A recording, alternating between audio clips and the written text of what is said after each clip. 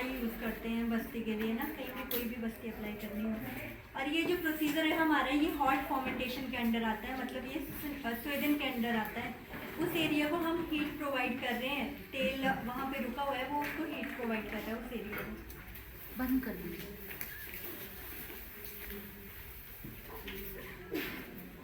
इसमें रिक्वायरमेंट्स क्या क्या चाहिए हमें? एक big ball to heat the water, 2 small ball, 2 छोटी कटोरियाँ चाहिए होती हैं, एक बिग सर्विंग स्पून चाहिए होता है, ब्लैक ग्राम फ्लोर और व्हीट फ्लोर, 250 से 400 ग्राम तक का हमें आटा चाहिए होता है एक बस्ती लगाने के लिए, उड़द की दाल का आटा। और अगर हमारे पास रिंग है तो हम वो भी यूज़ कर सकते हैं, जैसे फाइबर कटी की अलग से आ जाती है, जानू की, ग्रीवा की, पृष्ठ की। कटी मतलब हमारा ये बैक रीजन की हमें रिंग मिल जाएगी, और जानू मतलब हमारा नी जॉइंट पे हमें रिंग मिल जाएगी रेडीमेड बनी बनाई। और ग्रीवा प्रदेश हो गया हमारा ये सर्वाइकल का रीजन। पृष्ठ बस्ती यंत्र हो गया हमारा, पृष्ठ जो हमारा एरिया होता है वो सर्वाइकल से लेके नीचे लंबोसेक्टरल तक, तो पूरी रिंग्स हमें मिल जाती है वो बनी बनाई। और इसके लिए हमें एक हीटिंग अपरेटस चाहिए, कॉटन चाहिए, वो हमें ऑयल को बाहर निकालने के लिए, फिर उसको रिफिल करने के लिए हमें कॉटन की हेल्प चाहिए।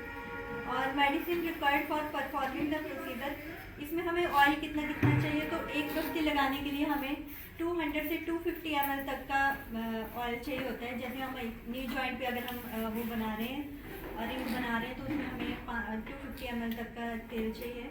और अगर पृष्ठ बस्ती पे अगर हमने ऑयल चाहिए हमें, तो वो हमें 1 लीटर तक चाहिए, 800 से 1000 ml तक, क्योंकि वो एरिया ज़्यादा ना, तो वहाँ पे तेल भी ज़्यादा चाहिए हमें। और इसमें एक ही थेरेपिस्ट की रिक्वायरमेंट होती है। सर्वांग अभियान में हम 2 थेरेपिस्ट की रिक्वायरमेंट होती है, लेकिन इसमें 1 थेरेपिस्ट हो जाती है।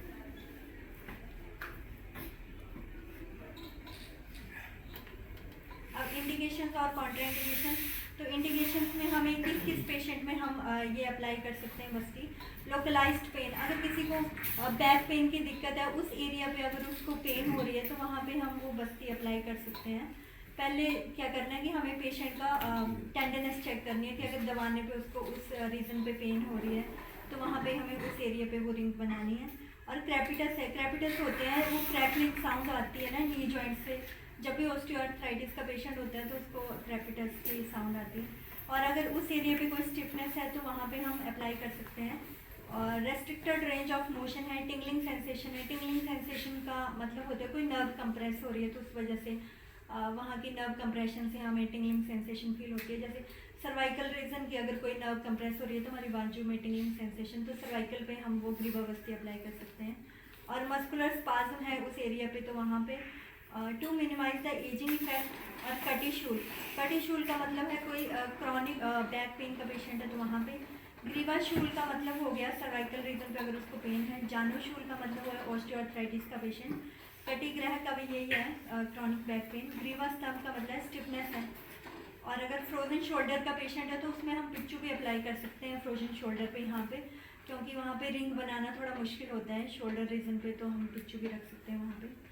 और जानुगत वात में, प्रीदरसी में, शियाटिका का कोई पेशेंट है तो वहाँ पे बैक पे हम नीचे जिस एरिया पे हमें है, जैसे लंबर रीजन पे है, सैक्रल पे है, तो वहाँ पे हम रिंग अप्लाई कर सकते हैं। साइटिका का पूरा नर्व पे एक्शन लेना है कि स्पॉट ऑफ द पेन? वो हमें ना उसका एमआरआई, एक्सरे, एमआरआई देख के पता चलेगा ना कि कौन सी नर्व कंप्रेस हो रही, कौन सी एरिया पे लंबो सैक्रल पे है, तो वहाँ पे हम वो रिंग अप्लाई कर सकते हैं। वो तो उसको रेडिएट होती है ना पेन लेग्स में, लेकिन उसका जो बैक पेन पे हमें रिंग अप्लाई करनी है बैक रीजन पे। संधिगत वात है, अब बाहु मतलब फ्रोजन शोल्डर का कोई पेशेंट है तो वहाँ पे भी हम वो रिंग बना सकते हैं। कॉन्ट्राइंडिकेशन क्या क्या है? इन्फ्लामेटरी साइंस है, अगर वहाँ पे इन्फ्लामेटरी साइंस में 5 साइन आ जाते हैं, रूबर, कैलर, डॉलर, मतलब वहाँ पे ज़्यादा रेडनेस है और पेशेंट से सहन नहीं हो रहा है टेम्परेचर, तो वहाँ पे हमें अप्लाई नहीं करना है। पेशेंट की अगर स्किन ज़्यादा ही सेंसिटिव है तो वहाँ पे भी नहीं करना है। लोकलाइज्ड कोई इंजरी हुई पड़ी है वहाँ पे, ठीक है, ब्लीडिंग हो रही है, तो वहाँ पे हमें अप्लाई नहीं करना है। रिसेंट कोई फ्रैक्चर हुआ है तो वहाँ पे भी नहीं करना है। एक्टिव बैक्टीरियल और फंगल इन्फेक्शन है, अगर वहाँ पे भी अप्लाई नहीं करना है, क्योंकि वो और हमारे इन्फेक्शन को बढ़ा देगा। मैम 1 सेकेंड, जैसे अगर लिगामेंट का टीयर हुआ है, it is not actually a fracture, तो उसमें ले सकते हैं बस्ती? नहीं, उसमें बस्ती अप्लाई नहीं करते, नहीं करते। ओके। पूर्व क्रम में क्या क्या आ जाता है, जो भी हमारी रिक्वायरमेंट्स है उसको रेडी करके रखना है, मतलब आटा हमें गूंथ के रखना है पहले। इसमें क्या क्या है, preparation for the therapy, are the requirements are kept ready, make a dough of black gram flour and wheat flour. दोनों आटे मिक्स भी कर सकते हैं, व्हीट फ्लोर और उड़द की दाल का आटा ना, लेकिन ज़्यादातर उड़द की दाल का आटा अकेला यूज़ करते हैं क्योंकि वो स्टिक होने में इजीली स्टिक हो जाता है ना, तो इसलिए हम उड़द की दाल का आटा यूज़ करते हैं। और प्रिपरेशन ऑफ द पेशेंट, उसका फिटनेस असेसमेंट देखना है कि उसमें वो इस बस्ती की योग्य है कि अयोग्य है, वो भी हमें पहले चेक करना है। डेली फिटनेस चेक करनी है, उस एरिया पे कोई बॉयल तो नहीं हुए, बॉयल का मतलब होता है कोई बाल तोड़ तो नहीं हुई है, तो वहाँ पे हमें बस्ती अप्लाई नहीं करनी। सीवियरिटी ऑफ द पेन, अगर पेशेंट को कुछ ज़्यादा पेन हो, उसे हिला डुला भी नहीं जा रहा है, तो वो इतनी देर तक प्रोसीजर नहीं कर सकता, तो उस केस में भी हमें कटी बस्ती नहीं करनी है। और check for the infection, check for the inflammatory signs, पथ्य आहार विहार before procedure, half hour prior nil orally और वॉइड द अर्जेस, पेशेंट को बोला आधा घंटा पहले वो खाना खुना खा के आए, मतलब पहले ही, और अपने मल मूत्र का विसर्जन करके आए, क्योंकि अगर बीच में मतलब प्रोसीजर के बीच में वो डिस्टर्ब हो जाएगा ना, बीच में उठ के जाएगा तो।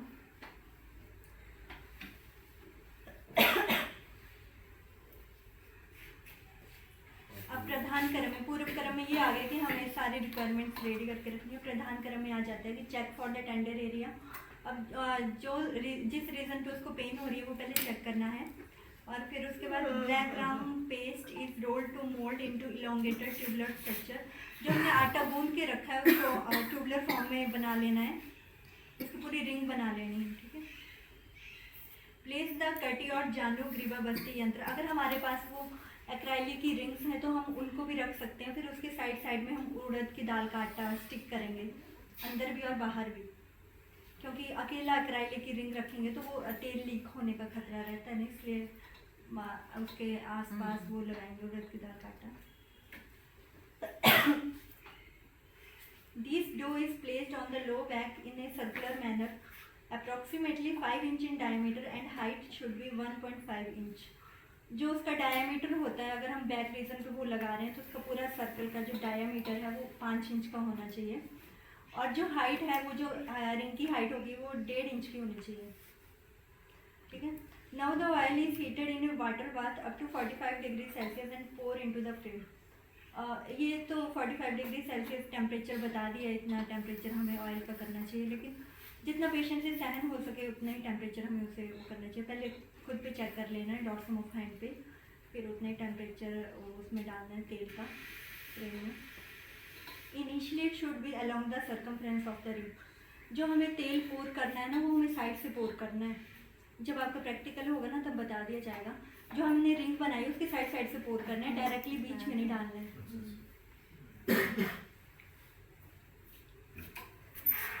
The level of the oil should be 1 inch above the skin, अब वो जो तेल है वो कितना भरना है उसमें, तो वो 1 इंच तक भरना है पूरी रिंग में स्किन से। Care to be taken to maintain a constant temperature of the oil, हमेशा वो जो ऑयल है उसका कांस्टेंट टेम्परेचर मेंटेन करना है, ऐसा नहीं करना कि कभी ठंडा डाल दिया कभी गर्म डाल दिया, तो पेशेंट को रिलीफ नहीं होगा। सेम टेम्परेचर मेंटेन करना है, हाँ सेम टेम्परेचर मेंटेन करना। और reheating of oil to be performed by leaving some amount of oil inside the fridge, कुछ तेल बीच में रहने देना है, क्योंकि अगर ज़्यादा तेल गर्म कर दिया आपने और वो डाल रहे हो डायरेक्टली तो बर्न होने के चांस रहते हैं, तो थोड़ा वो मेंटेन करने के लिए ना। Oil collected into the vessel with care at the end of the procedure, ये बताया मेथड ना कैसे फिल करना है। मैडम हर जगह में 1 इंच तेल का लेयर होना चाहिए, ऑयल का जो लेयर है, और 1.5 इंच का वो 1.5 इंच का वो जो हमने लेकिन जो रिंग घुटने का जो बनाना, स्ट्रक्चर है इसमें तो करना थोड़ा मुश्किल हो जाएगा। हाँ इसकी रिंग बनाना थोड़ा मुश्किल होता है, लेकिन बन जाती ये है। रहता नहीं है, तेल लीकेज हो जाता है। नहीं आपको जब प्रैक्टिकल में सिखाएंगे ना तब आपको क्लियर हो जाएगा। We can use fibre gadget which will reduce the quantity of the flour, अगर हम वो फाइबर के गैजेट एक्रेलिक की रिंग्स यूज़ कर रहे हैं तो फिर हम आटा कम यूज़ होगा ना। We can use infrared light has a reheating modality which will reduce the manual power और वेस्टेज ऑफ ऑयल। आजकल इंफ्रारेड लाइट यूज़ हो रही है, मतलब उसमें क्या करते हैं एक बल्ब को फिट कर देते हैं और उसकी हीट से ना वो तेल गर्म होता रहता है ना, उसमें हमें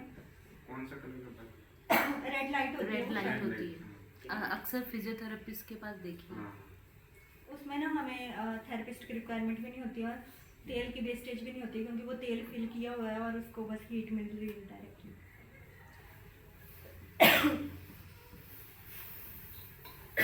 वो सिस्टम यहाँ पे है ना? नहीं यहाँ पे नहीं है अभी, ये तो रिसर्च हुई है इस पे ना कि कितना इफेक्टिव है ये, हमारे पास नहीं है। मैम ये जो आप इंफ्रारेड लाइट का बोल रही हैं, अगर उसकी जगह पे ऐसी लोकलाइज टीम्स आती हैं तो वो एरिया पे पॉइंट आउट करके रख सकते हैं, तो स्टीम इज़ ओके और नॉट? नहीं स्टीम नहीं इसके लिए। नहीं।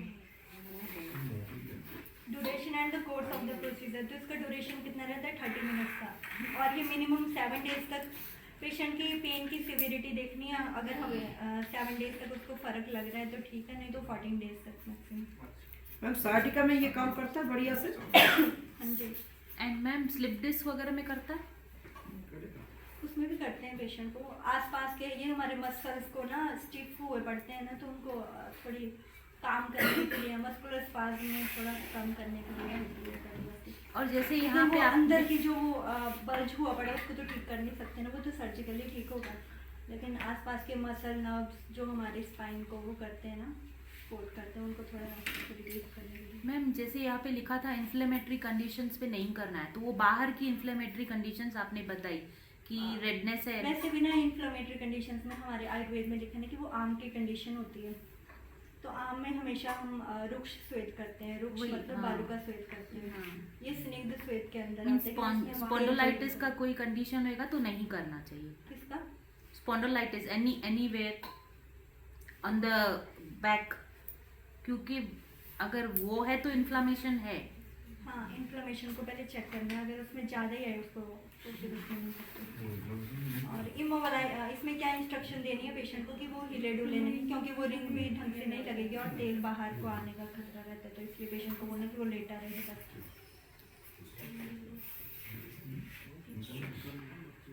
पश्चात क्रम में आ जाता है कि रिमूव द ऑयल, तेल को हमने निकाल लेना कॉटन की हेल्प से। रिमूव द जो हमने उड़द की दाल का वो रिंग जो बनाया उसको भी रिमूव कर लेना। Gentle massage on the affected region with the thumb की हेल्प से वहाँ पे जेंटल मसाज करनी है, इसके पश्चात क्रम में आता है। Latest steps, ask the patient to take rest for 15 minutes in supine position. अगर वो सुपाइन पोजीशन अगर वो उसमें लेटा हुआ है प्रोन पोजीशन में, तो उसको बोलना सुपाइन पोजीशन में लेट के 15 मिनट तक रेस्ट करे। Take a hot water bath without using soap, उसको बोलना कि वो गर्म पानी का ही यूज़ करे, सोप का यूज़ कम करे, क्योंकि सोप से वो जो हमने मेडिकेटेड तेल यूज़ किया ना उसका असर खत्म हो जाता है, तो इसलिए।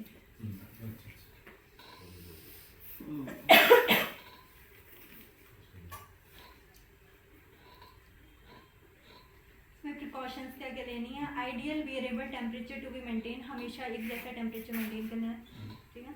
Direct heating of the wire to be avoided, तेल की डायरेक्ट हीट नहीं करनी, उसको इनडायरेक्ट हीट करना है। Proper sealing to avoid the leakage of the, proper उसकी सीलिंग करनी है, वो रिंग अच्छे से बनी हुई होनी चाहिए, वो इसमें ज़्यादा इंपॉर्टेंट है। और पहले रिंग को अच्छे से स्टिक करना आना चाहिए।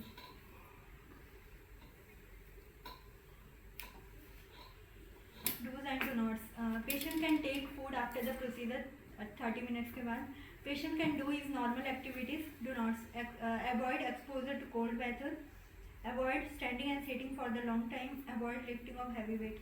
वैसे भी कोई भी बैक पेन का पेशेंट है तो उसको ये वाली चीज़ें सारी मना होती हैं। खाना खाने के बाद भी कर सकते हैं। हाँ, हाफ एन आवर